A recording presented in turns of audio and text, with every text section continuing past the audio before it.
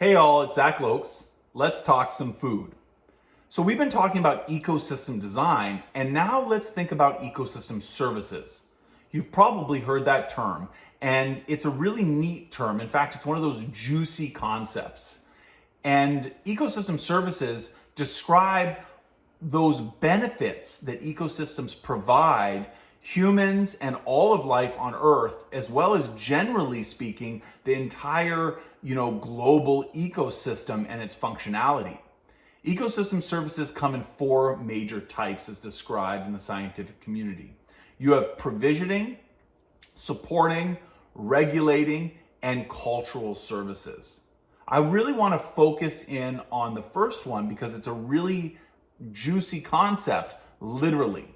Because the apples that grew in the wild Eurasian food forests all through, the Caspian Sea area up into the Hindu Kush, and still can be found in remnants around the towns in Uzbekistan and up into the mountains. Literally, that was the provisioning of ecosystems, those first juicy apples that we would bite into. So what other things do ecosystems provide?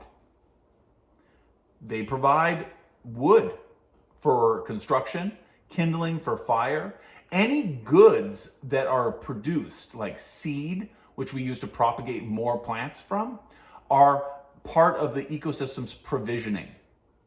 But ecosystems serve other purposes as well that are highly beneficial.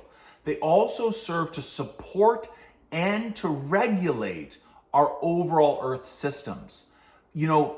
Sustaining the fundamental bare necessities of life. Jokes aside, I'm talking about soil creation. I'm talking about regulating extreme weather, such as the mangroves do along the coastal regions of our continents.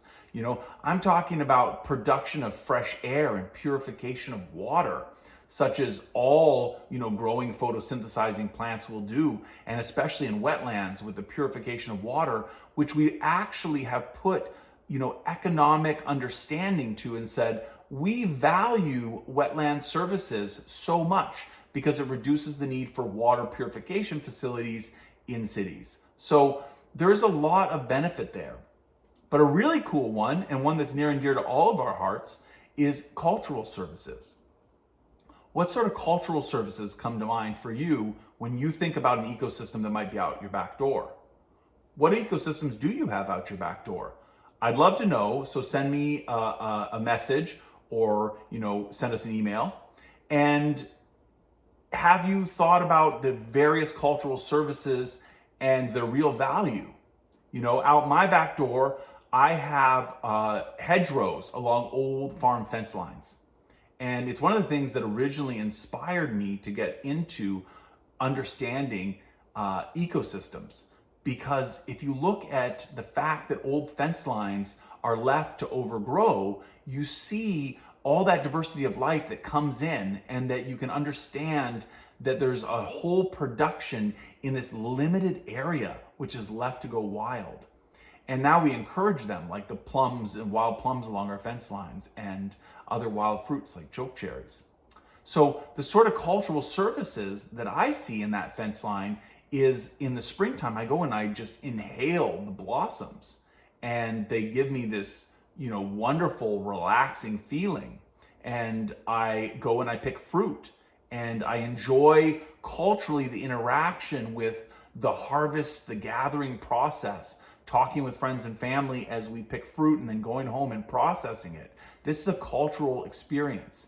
Sometimes we put labels like agritourism onto things like this, or recently you have a lot of people talking about forest bathing and all of the benefits to our immune system, to our reducing anxiety and depression by being in wild spaces full of rich colors, textures, smells, sights, all the senses being enriched. So that's a cultural service from ecosystems. So think about your ecosystems in your backyard and your gardens or farms, and how we can enhance ecosystem services.